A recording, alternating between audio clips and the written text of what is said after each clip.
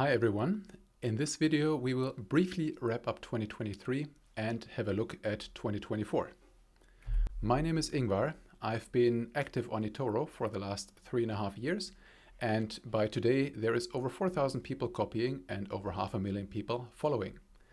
My strategy is based on value investing, which is of course inspired by the great Warren Buffett. And more in general, my goals on eToro are to beat the market, build wealth with stocks, and also share knowledge about finance and investment. So in that spirit, you can always rest assured that I will keep you up to date as to what's going on in the world of finance and of course in the portfolio. So since day one in my case was in August 2020, roughly 3.5 years ago. Since that day, my portfolio has delivered approximately 88% of upside. That is quite good if you compare it to the index, to the S&P 500, which during that time delivered roughly plus 46%. If you look at that from an annualized basis, that means that my portfolio was able to advance by roughly 20% per year, whereas the S&P 500 was able to advance by only roughly plus 12% per year.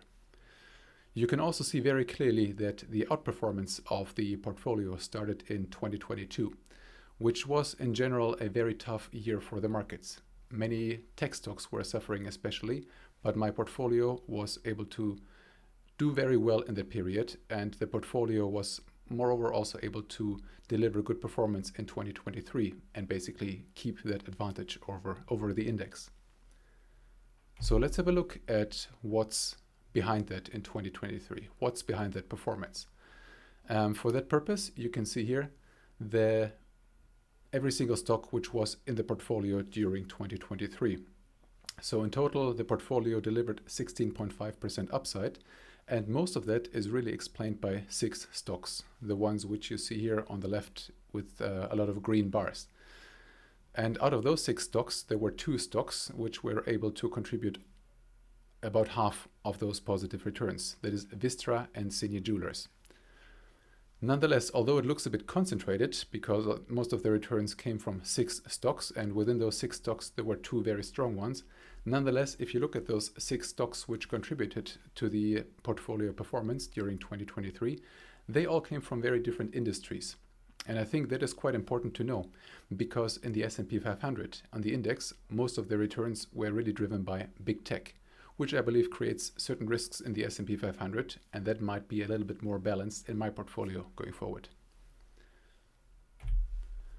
Now a little bit more about the top 3 and the bottom 3 performers. I would also like to highlight that on the top 3 performers, I have taken a lot of profits.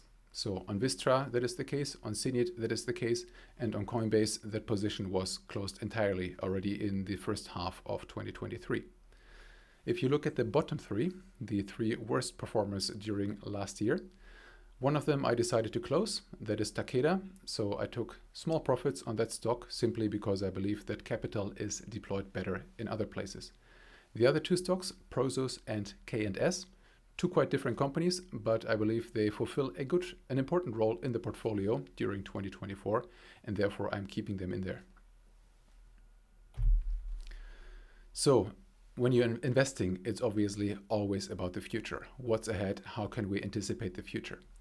That is what I'm trying to do as well, of course, in the beginning of every year. And for that purpose, if you haven't done so yet, please feel free to have a look at my blog post, which I published in the beginning of January. You can find it on my feed in eToro, but I will also share the link separately so you can have a more detailed look. Basically, what I talk about in that blog post is summarized in this slide as well. So you have to distinguish obviously quite clearly between challenges and opportunities. And if you look at the financial media, they're always quite good to point out all the challenges which are ahead.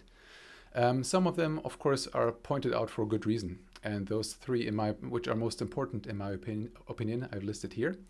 That is, first of all, capital availability and cost. That is, secondly, inflation resurgence or the possibility thereof. And third, I believe elections are also very important during this year. Now let's dig a bit deeper into each of those. Capital availability and cost. That is really a result of the development which we have seen during the last roughly 2 years, where capital has simply become more expensive due to higher interest rates. So it is very likely that there are many companies right now and going forward which will struggle to access finance, meaning to get loans to issue bonds, for example. So they might not even have the possibility to go onto the capital markets. And even if companies are able to access the capital markets, for sure the cost is going to be higher than before. So that creates issues in some industries. Real estate might be one of those, where many bonds and many loans are possibly having to be refinanced in the upcoming years, and that will most likely happen at higher cost. That is challenging, not just for real estate, but mostly for real estate and also for many other companies in other industries. So looking a bit more at the second point, the potential of inflation resurgence. That is obviously quite relevant due to the inflationary shock which we have just experienced over the last roughly 2 years. There is clearly a risk that might possibly come back. How is that going to happen? Maybe. The first thing is wages and salaries. Many people still feel the impact from inflation, and they will try to compensate for that, meaning they will try to negotiate higher wages and higher salaries with their employers, which in turn would then increase the prices which companies might have to charge on the market in order to compensate for those higher costs. Then another area of possible inflation coming back is energy. Energy prices remain volatile, and it is not difficult to imagine that geopolitics also play a role in this and might cause inflationary spikes. So something to keep an eye on. I'm not saying it will happen, but there is for sure a possibility that there might be inflationary forces in the world. Now, third point, elections. This year is kind of special because there are so many elections going on around the world. Most notably, that is, of course, in the United States in November. That's what everybody's thinking about. But there is also many other elections in many other countries. And I listed that here because it is always a potential wild card. Sometimes there's a change at the top, and then policies might also change. So that is something to keep on the radar for 2024. Nonetheless, behind all these challenges, as always, there are opportunities. First one, inflation and interest rates. Even though there are risks that inflation might increase again, for now we have clearly seen that it has come down a lot during 2023. And if inflation stays at the current levels or goes even further down, then it is quite likely that many of the leading central banks around the world will start cutting interest rates at some point in time during this year. Secondly, there are also very important megatrends taking place in the world right now. One of them is the low carbon transition. So the world has clearly realized that we need to change something about the way we produce energy and the way we use energy. And that is something which is changing, which has to change even more in the future. And that entire transition requires huge amounts of capital. And of course, whenever capital gets invested somewhere, that keeps people employed, that keeps companies going. So that is a potential driver of economic growth.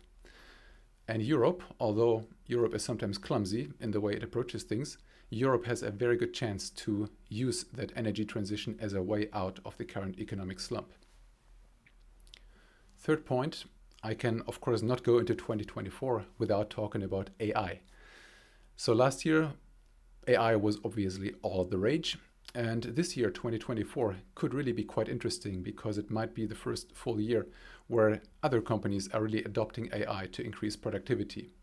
And the important thing to note here is that the benefits of this AI adoption will probably not only go to the companies which have been hyped last year, for example, semiconductor manufacturers, chip manufacturers, or the big tech companies. No, this year might really be quite different because AI is such a universal technology that really many companies and many different industries can use that technology in order to increase their productivity. And I believe that can really also be a very good source of economic growth around the world.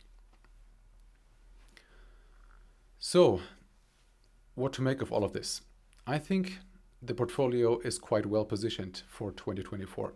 First of all, looking at the challenges, I think the portfolio is in good shape in order to withstand many of those challenges. And I think on the other side, it's also important to note that the way the portfolio is structured, the portfolio should also be able to participate in the megatrends. You might have also seen that by now the portfolio is almost fully invested, and I feel very confident that the money is invested in fundamentally solid companies, which, like I said, should be able to participate in many of the currently ongoing trends. And at that note, I will leave it for today. Thank you very much for watching. Please let me know your questions and comments. I'm very happy to answer.